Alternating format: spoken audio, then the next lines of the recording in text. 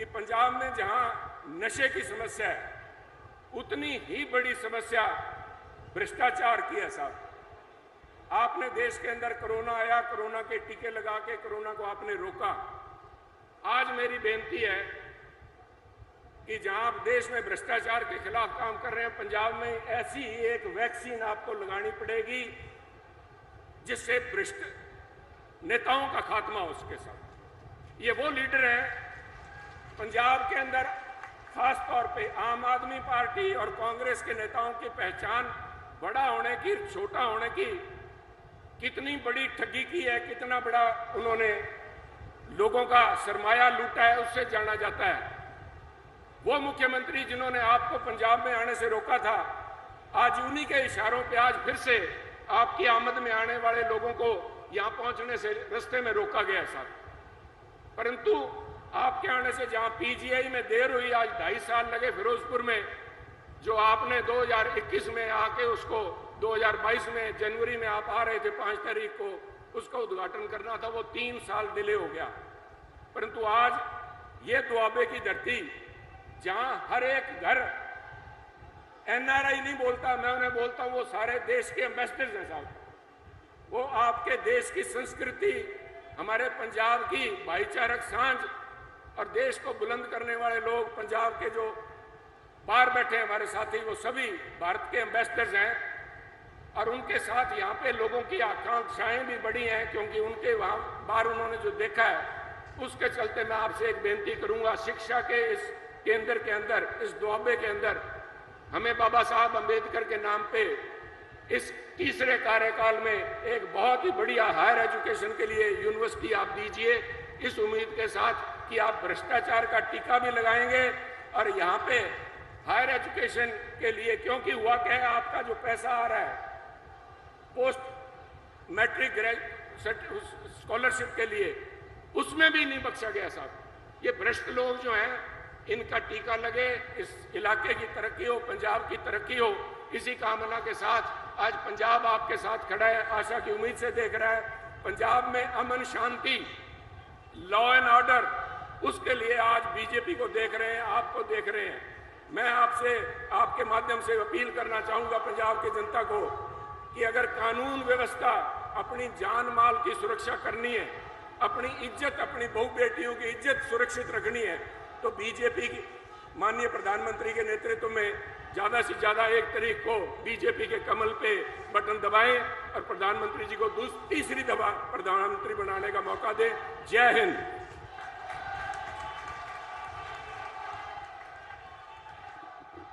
बहुत धन्यवाद। होन में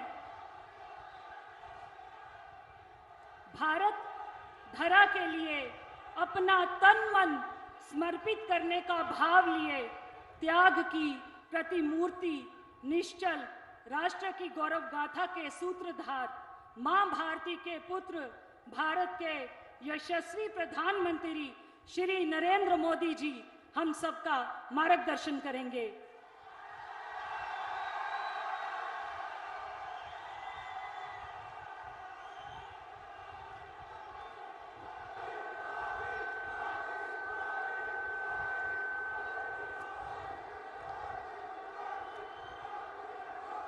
भारत माता की, भारत माता की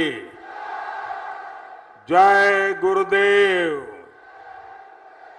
धन गुरुदेव, जय गुरुदेव, धन गुरुदेव। बोले सो निहाल, सत श्री अकाल। 2024 के चुनाव प्रचार की मेरी ये अंतिम सभा है। मैं मां चिंतपूर्णी, मां नैना देवी और गुरु गोविंद सिंह जी को सर झुकाकर नमन करता हूं। हमारे होशियारपुर को छोटी काशी कहा जाता है। ये गुरु रविदास जी की तपोभूमि है। और संयोग देखिए, काशी जहां से मैं सांसद हूं, वहां गुरु रविदास जी का जन्म हुआ था। इसलिए होशियारपुर की इस पुण्य भूमि पर आज चुनाव अभियान का समापन होना मेरे लिए अपने आप में सौभाग्य से कम नहीं है। भाई और बहनों, गुरु रविदास जी कहते थे, मन चंगा तो कठौती में गंगा। मैं भी पूरे ईमानदार मन से देश की सेवा में जुटा हुआ हूं और इसलिए जनता का आशीर्वाद भी मेरे साथ है। मैं देश भर में जाकर के आया हूं। जनता जनार्दन ने तीसरी बार मोदी सरकार बनाना पक्का कर लिया है।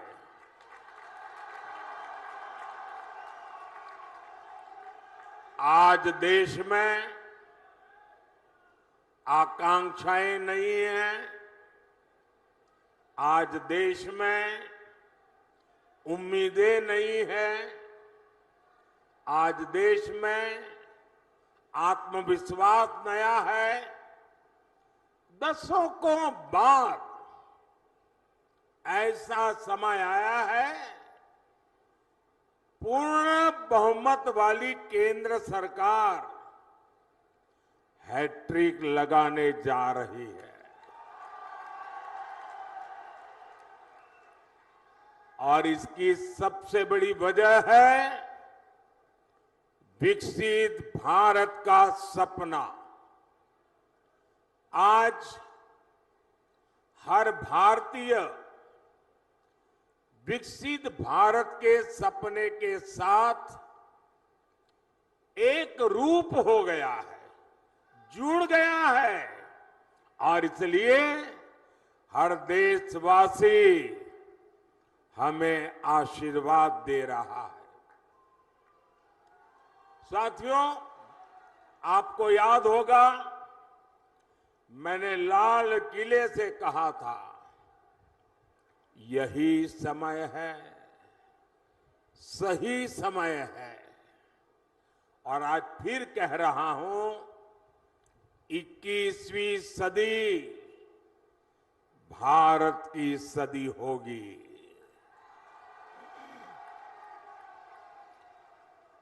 पिछले 10 साल में भारत ने जो विकास करके दिखाया है, वो अभूतपूर्व रहा है। आज जब पंजाब के लोग, दूसरे राज्यों के लोग विदेश जाते हैं तो खुद देखते हैं कि वहां भारत और भारतीयों की इज्जत कितनी बढ़ गई है। जब देश में दमदार सरकार होती है तो विदेशी सरकारें भी हमारा दम देखती है। और वीरों की इस धरती पंजाब से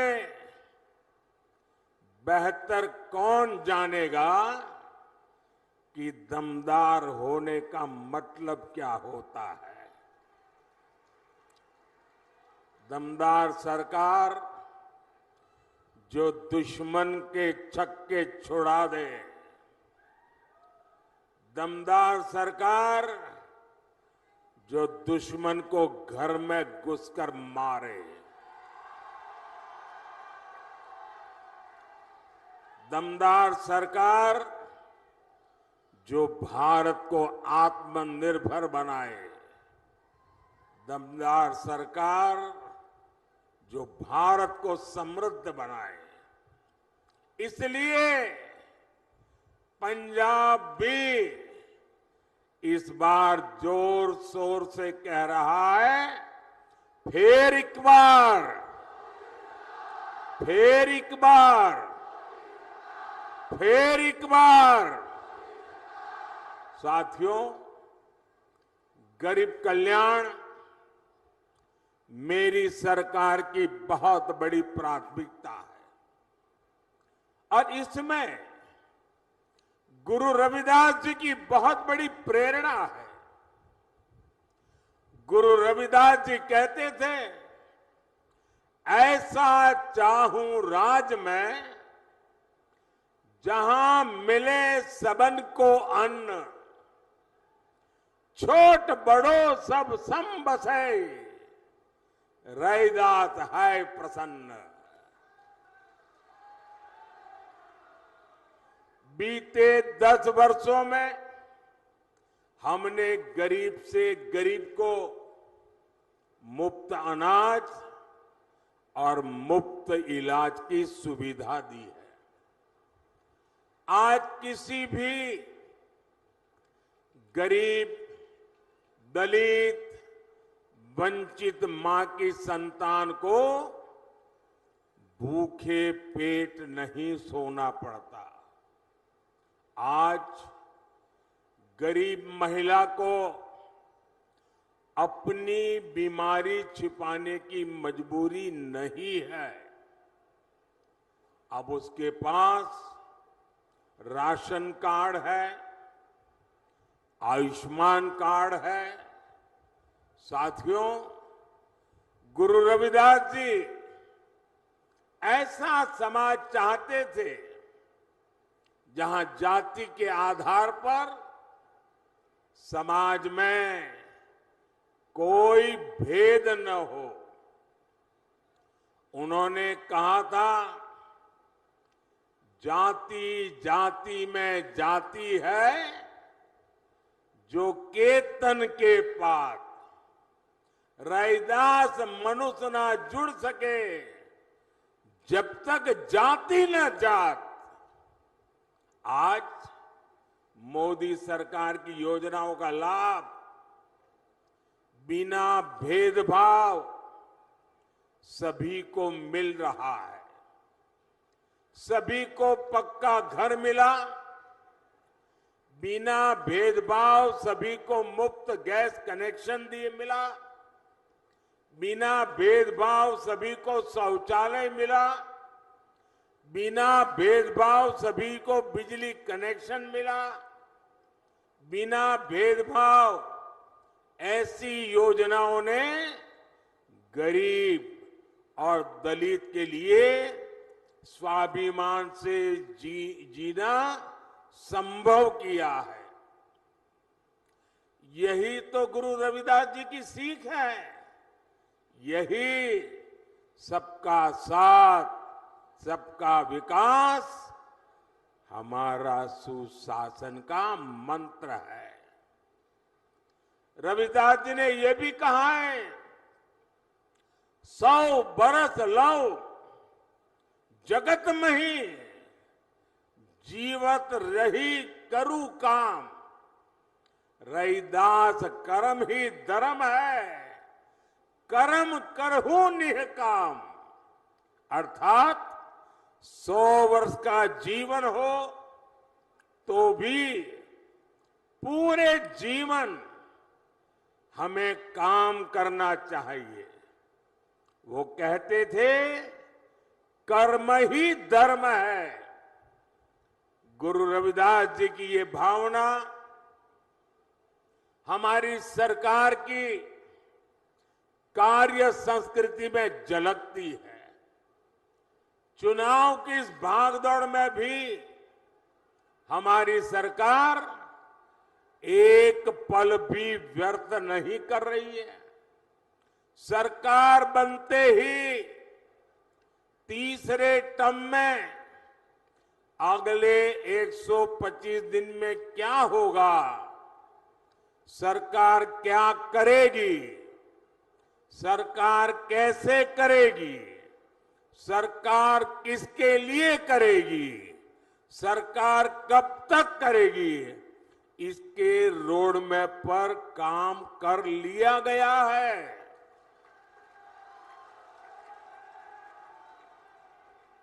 इसमें भी 25 दिन विशेष तौर पर युवाओं के लिए केंद्रित किए गए हैं। अगले 5 साल में कौन से बड़े निर्णय लेने हैं, इसकी भी रूपरेखा खींची जा चुकी है। अगले 25 साल के विजन पर भी हमारी सरकार तेजी से आगे बढ़ रही है। साथियों, ये भाजपा सरकार का सौभाग्य है कि उसे गुरु रविदास से जुड़ी विरासत को सम्मान देने का अवसर मिला है। काशी में उनके जन्म स्थान का विकास किया जा रहा है। काशी में गुरु रविदास जी के जन्म स्थान पर सुविधाएं बढ़ाई जा रही हैं। वहां लंगर हॉल बना है, म्यूजियम बना है, पार्क बना है, मंदिर के आसपास सड़कें बनी हैं। कोशिश यही है कि आप लोग जब यहां से काशी आए तो आपको वहां परेशानी न हो। और इतना ही नहीं, मैं काशी का सांसद हूं, इसलिए जब भी आप काशी आए ना तो आप मेरे मेहमान हैं। और मैं मेहमान नवाजी में कोई कमी नहीं रखता हूं।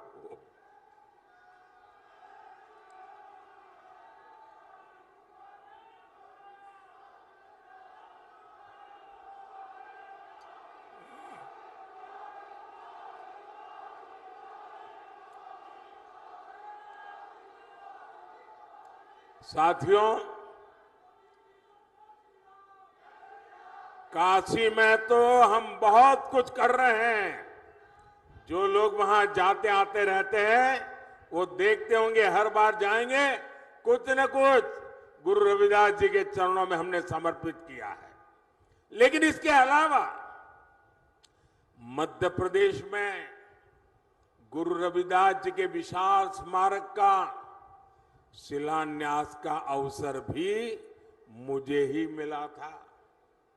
वहां मध्य प्रदेश में भाजपा सरकार है और वो कार्यक्रम ऐसा हुआ, हजारों गांवों की मिट्टी और देश की सैकड़ों नदियों के जल एकत्रित करके गुरु रविदास जी का भव्य स्मारक मंदिर वहां बनाया जा रहा है। भोपाल में ग्लोबल स्किल पार्क का नाम भी गुरु रविदास जी के नाम पर रखा गया है। दिल्ली में भी तुगलकाबाद में गुरु रविदास जी महाराज का जो पवित्र स्थान है उसे और दिव्य बनाना भी ये हमारा संकल्प है। इसके लिए सुप्रीम कोर्ट से जमीन की विशेष मंजूरी भी ले ली गई है। और आज जब मैं होशियारपुर आया हूं तो अपने मन की एक और बात आपको बताना चाहता हूं। आपको पता है कि हमने अयोध्या में प्रभु राम का मंदिर तो बनाया, जय श्री राम। 500 साल बाद अयोध्या में भगवान राम का मंदिर बना और आपको खुशी होगी, ये अयोध्या में प्रभु राम जन्म स्थान का पहला लड़ाई अगर किसी ने लड़ी थी तो मेरे सिख भाई बहनों ने लड़ी थी। और तब से लड़ाई चली और आज राम मंदिर बना है।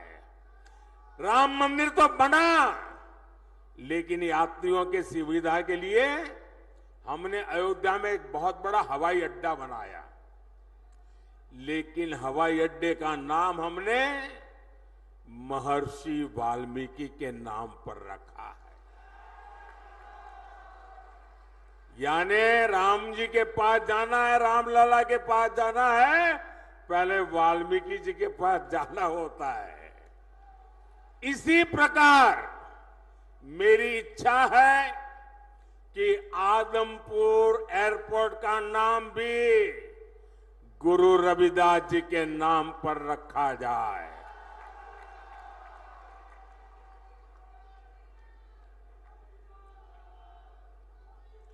सरकार बनने के बाद इस दिशा में तेजी से काम किया जाएगा। भाई और बहनों, भाजपा विरासत भी विकास भी इस मंत्र पर चल रही है। आपने देखा है, जब अफगानिस्तान में संकट आया, वहां पर हमारे जो सिख भाई बहन रहते थे, वहां जो हमारा गुरुद्वारा था, बहुत खतरे पैदा हो गए, तो हम गुरु ग्रंथ साहब के स्वरूपों को पूरे अदब के साथ माथे पर रख करके भारत लाए। इतना ही नहीं, हमने साहिबजादों के बलिदान को श्रद्धा पूर्वक नमन करते हुए 26 दिसंबर को वीर बाल दिवस मनाना तय किया। और ये सिर्फ एक दिवस नहीं है, इतना बड़ा बलिदान, इतना बड़ा त्याग, इतनी बड़ी प्रतिबद्धता केरल के बच्चे को भी पता होनी चाहिए, आसाम के बच्चे को भी पता होना चाहिए, तमिलनाडु के बच्चे को पता होना चाहिए, बंगाल के बच्चे को भी पता होना चाहिए। और इसलिए हमने वीर बाल दिवस के द्वारा हिंदुस्तान की भावी पीढ़ी को प्रेरणा देने के लिए वीर बाल दिवस की परंपरा शुरू की है। हमने हरमिंदर साहब के लंगर को टैक्स से मुक्त किया। विदेशी भक्त भी सेवा के लिए दान दे सके, इसके लिए हमने नियमों में छूट भी दी है। साथियों, विकसित होते भारत के सामने कुछ चुनौतियां भी है।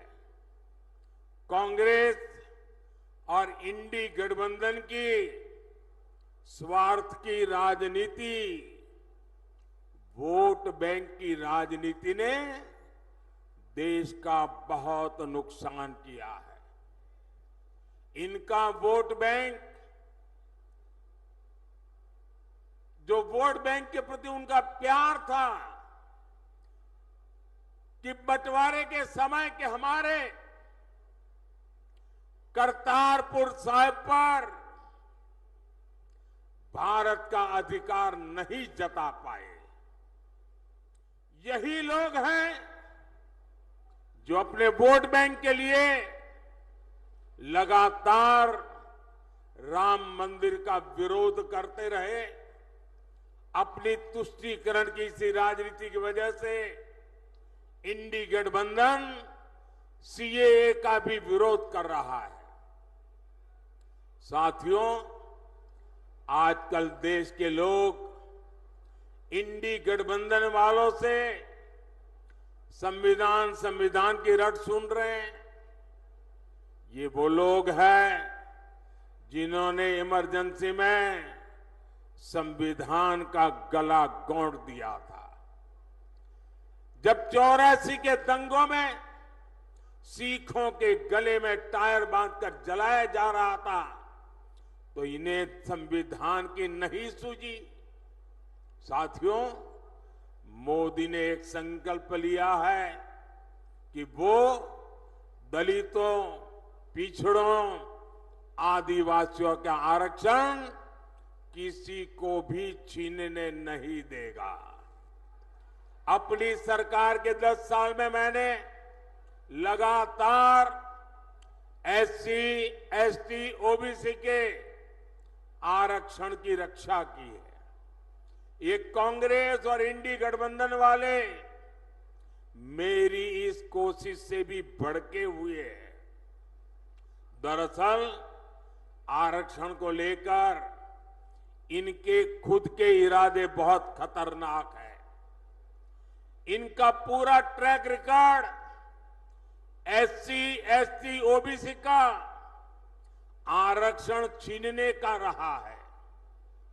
सरकारी नौकरी में धर्म के आधार पर आरक्षण हो, स्पोर्ट्स में, सरकारी टेंडर में धर्म के आधार पर आरक्षण हो, यूनिवर्सिटी के दाखले में धर्म के आधार पर आरक्षण हो, ये संविधान की भावना का, बाबा साहब आंबेडकर की भावना का अपमान कर रहे हैं। ये दलितों और पिछड़ों का आरक्षण छीनकर उसे सिर्फ और सिर्फ मुसलमानों को देना चाहते हैं। ये धर्म के आधार पर देश को बांटने की एक और बड़ी गहरी साजिश है। 2024 के इस चुनाव अभियान में मोदी ने इनकी इस सबसे बड़ी साजिश से पर्दा उठा दिया है, उनको बेनकाब कर दिया है और इसलिए बौखलाए हुए हैं और लगातार मोदी को नई नई गालियां देते रहते हैं। भाइयों और बहनों, आप भी जानते हैं कांग्रेस भ्रष्टाचार की जननी है। 60 साल तक कांग्रेस ने जो कारनामे किए हैं, भ्रष्टाचार की एक से बढ़कर एक वारदातें की हैं, ऐसा लगता है कांग्रेस ने भ्रष्टाचार में डबल PhD कर ली है। और अब कांग्रेस के साथ एक और कट्टर भ्रष्टाचारी पार्टी भी जुड़ गई है। इतना ही नहीं, ये भयंकर झूठवादी पार्टी भी है। अब आप देखिए, यहां तो आमने सामने लड़ने का ड्रामा कर रहे हैं, दिल्ली में एक साथ चुनाव लड़ रहे थे और लोग भूले नहीं कि ये झूठवादी पार्टी, ये कट्टर भ्रष्टाचारी पार्टी की पहली सरकार कांग्रेस के समर्थन से दिल्ली में बनी थी और इसलिए इन्होंने जो भ्रष्टाचार की जननी कांग्रेस है, उससे बराबर भ्रष्टाचार के पाठ पढ़ लिए हैं। हम छोटे थे तो एक कथा सुना करते थे और कथा बड़ी मजेदार थी। वो कथा ऐसी थी कि एक प्रेग्नेंट विमेन डिलीवरी के लिए अस्पताल में गई और बेटे का जन्म हुआ, लेकिन जो नर्स वो डिलीवरी करवा रही थी, वो ढूंढने लगी चारों तरफ, उसकी अंगूठी कहीं खो गई थी। वो रोने लगी, अरे मेरी अंगूठी कहां गई, अंगूठी कहां गई। अब बेटे का जन्म हुआ लेकिन वो अपनी मुट्ठी नहीं खोलता था। तो डॉक्टरों को चिंता हुई, इस बच्चे की मुट्ठी क्यों नहीं खुल रही है, अभी तो पैदा हुआ है। डॉक्टरों ने बड़े तरीके से उसकी मुट्ठी खोली तो अंगूठी उसकी मुट्ठी में थी। तो लोगों ने कहा ये बच्चा पैदा होते ही चोरी करता है। तो पता चला उसका बाप बहुत बड़ा चोर था, बड़ा डाकू था। तो जन्मजात ये भ्रष्टाचार की जननी कांग्रेस की गोद से एक कट्टर भ्रष्टाचारी पैदा हुए हैं। और इसलिए कांग्रेस को तो भ्रष्टाचार में पीएचडी करते करते 60 साल लगे। ये तो जन्म से ही कट्टर भ्रष्टाचारी पैदा हुए हैं। ये लोग क्या क्या बातें करते थे। कहते थे पंजाब को नशा मुक्त करेंगे, और नशा मुक्त के इतने भाषण किए, पूरे पंजाब को बदनाम करने वाली उड़ता पंजाब फिल्में बनाई थी, चारों तरफ बदनामी की थी। लेकिन इन्होंने आते ही नशे को ही अपनी कमाई का साधन बना दिया है। दिल्ली के शराब घोटाले को पूरी दुनिया जान चुकी है। यहां खनन माफिया भी बेलगाम चल रहा है। इन कट्टर भ्रष्टाचारियों ने, भयंकर झूठवादियों ने पंजाब को गैंग वॉर में झोंक दिया है। इन लोगों ने पंजाब में उद्योग और खेती दोनों को बर्बाद कर दिया है। ये कट्टर भ्रष्टाचारी, भयंकर झूठवादी तो नारी उत्पीड़न में भी नंबर 1 बनते जा रहे हैं। आज दिल्ली से लेकर पंजाब तक इनके कारनामे दुनिया देख रही है। इनके नेता का ठिकाना नहीं, नीति फर्जी, नारे फर्जी और नियत में भी खोट है। साथियों, पंजाब वीरों की धरती है, पंजाब शौर्य की धरती है, पंजाब पराक्रम की धरती है, पंजाब पुरुषार्थ की धरती है। लेकिन इंडी गठबंधन के लोग हर कदम पर वीरों का अपमान करते हैं। यही लोग हैं जिन्होंने हमारे देश के सेना के अध्यक्ष जनरल बिपिन रावत को गली का गुंडा कहा था, और वो सिर्फ जनरल बिपिन रावत का अपमान नहीं था, हिंदुस्तान के हर फौजी का अपमान था, हिंदुस्तान के हर सैनिक का अपमान था। यही लोग हैं जिन्होंने सर्जिकल स्ट्राइक पर हमारी सेनाओं से सबूत मांगे थे। यही लोग हैं नेहरू के जमाने की 62 की लड़ाई में चीन को क्लीन चिट देकर भारत की फौज का आए दिन अपमान करते रहते हैं। कांग्रेस और इंडी गठबंधन ने हमारी सेनाओं को कमजोर करने में कोई कसर बाकी नहीं छोड़ी थी।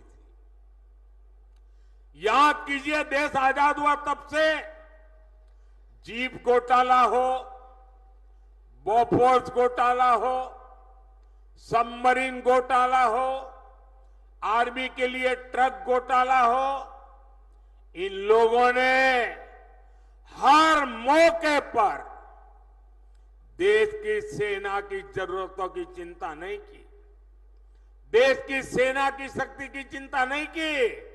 इन्होंने लूटने की योजनाएं बनाई, चोरी करने की योजनाएं बनाई, भ्रष्टाचार करके देश के खजाने को खाली करने की योजना बनाई है। ये लोग हैं जिन्होंने तेजस फाइटर प्लेन के प्रोजेक्ट को ठंडे बस्ते में डाल दिया था। यही लोग हैं जिन्होंने वर्षों तक सेना के अंदर एकरूपता, एकात्मता लाने के लिए सीडीएस पद के गठन को लटका कर रखा। यही लोग हैं जिन्होंने सेनाओं को आधुनिक बनाने के लिए जरूरी रिफॉर्म्स नहीं होने दिए।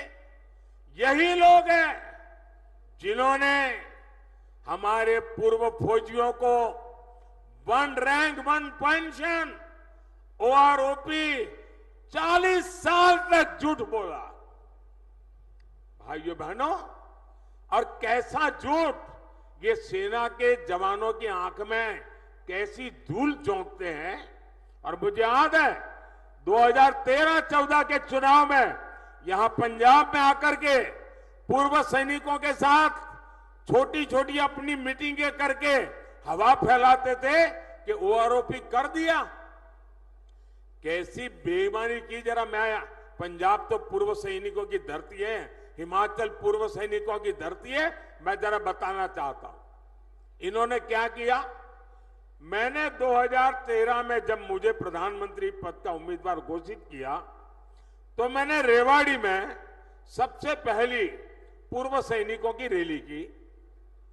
उस रैली में मैंने घोषणा की कि हमारी सरकार बनेगी तो हम 1 रैंक 1 पेंशन लागू करेंगे। तो ये घबरा गए, बोले मोदी ऐसी चीज लाया है कि मर जाएंगे। तो इन्होंने क्या किया, आनन फानन में 500 करोड़ रुपया रख करके बोल दिया कि ओआरओपी लागू। ऐसा झूठ। आप देखिए, जब मैंने इसको लागू किया 1.25 लाख करोड़ रुपया पूर्व सैनिकों के खाते में जमा की। 1.25 लाख करोड़ रुपया तब ओआरओपी हुआ है। ये 500 करोड़ में खेल खेलते थे। यानी कितना झूठ बोलते हैं ये लोग। भाइयों बहनों, मोदी का लक्ष्य भारत की सेनाओं को सबसे ज्यादा आधुनिक बनाना है, सबसे ज्यादा सामर्थ्यवान बनाना है, सच्चे अर्थ में आत्मनिर्भर बनाना है। लेकिन मोदी के इस अभियान से इंडी वालों की काली कमाई के रास्ते बंद होते हैं। इसलिए ये मोदी पर अपना गुस्सा निकाल रहे हैं। और भाइयों बहनों, साफ है, सेना बनती है तो हमें हर चीज में ध्यान रखना होता है कि मुकाबला किससे करना है। लड़ाई होगी तो किसके साथ होगी, युद्ध होगा तो किसके साथ होगा, उसकी ताकत क्या है, उस हिसाब से हमारी की सेना को तैयार करना होता है। सिर्फ 26 जनवरी में परेड के लिए सेनाएं तैयार नहीं की जाती है। सेना लड़ाई के लिए तैयार की जाती है, दुश्मन के दांत खट्टे करने के लिए तैयार की जाती है, मां भारती की रक्षा के लिए तैयार की जाती है। लेकिन इन्होंने सेना को भी राजनीति का हथियार बना दिया है। इससे बड़ा पाप कोई नहीं कर सकता है। और मैं इंडिया अलायंस वालों को कह रहा हूं, मैं चुप बैठा हूं, इसका मतलब ये समझिए, गलती मत कीजिए मोदी को समझने की। अगर मोदी जिस दिन मुंह खोलेगा तो हमारी 7 पीढ़ी के पाप निकाल करके रख दूंगा।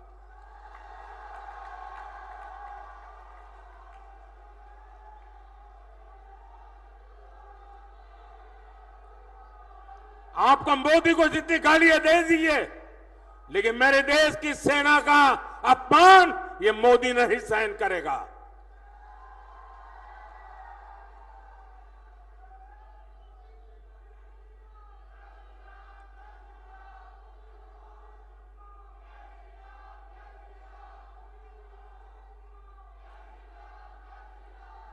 भाई और बहनों, गरीब का ये बेटा हर गरीब को, दलित को, पिछड़े को विकास की नई ऊंचाई देना चाहता है। आने वाले 5 साल मेरे किसान भाई बहनों के कल्याण के लिए, मेरे गरीब भाई बहनों को गरीबी से बाहर निकालने के लिए, हमारे नौजवानों को नए अवसर देने के लिए और हमारी नारी शक्ति की भागीदारी को बढ़ाने के लिए उत्कृष्ट समय होने वाला है। आजादी के 75 साल में जैसा समय नहीं आया, वैसा समय आने वाले 5 साल में आने वाला है।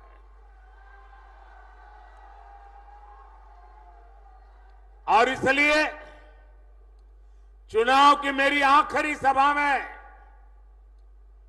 गुरु रविदास जी की पवित्र भूमि से, गुरुओं की पवित्र भूमि से, वीर बलिदानियों की पवित्र भूमि से मैं देशवासियों को कह रहा हूं, आखिरी चरण में मतदान के सारे रिकॉर्ड तोड़ दीजिए, भारी मतदान कीजिए और जहां जहां भाजपा एनडीए के उम्मीदवार है वहां भारी बहुमत से विजयी बनाइए। 400 पार का आखिरी जो काम है वो आखिरी तबके के मतदाताओं के पास है। मुझे पूरा विश्वास है कि वो सौभाग्य जाने नहीं देंगे।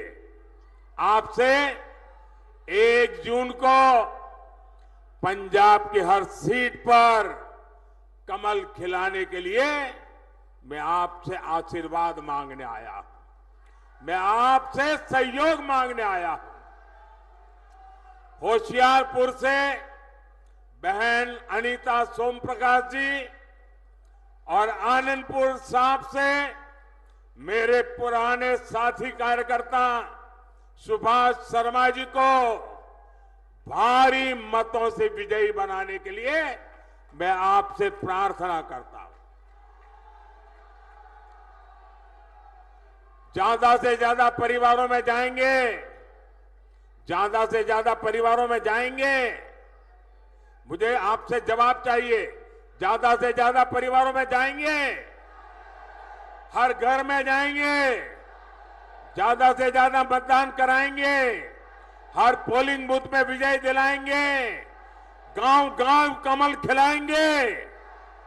अच्छा, मेरा एक काम करेंगे, ऐसा नहीं पूरी ताकत से बोलो तो बताऊंगा।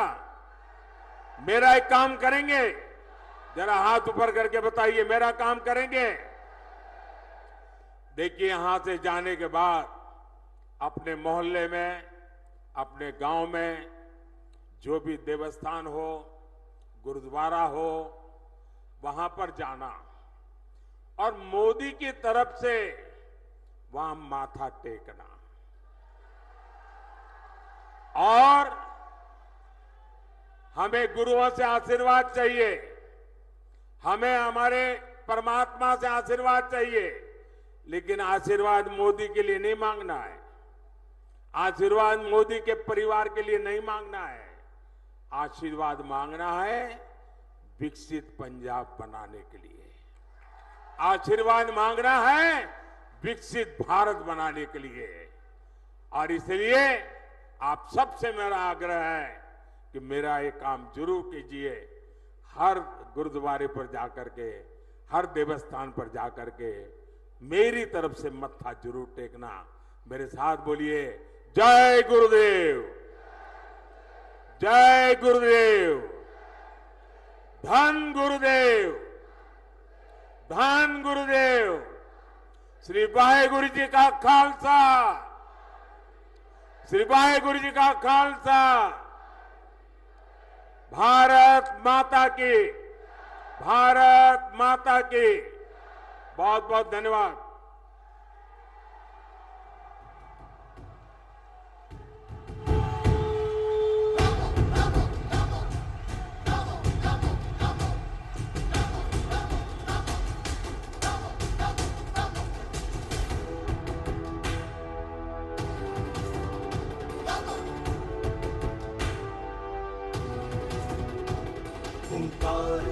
भरो भरो धरा का हित करो करो पाप से लड़ो लड़ो आगे तुम बढ़ो बढ़ो नमो नमो नमो नमो नमो नमो नमो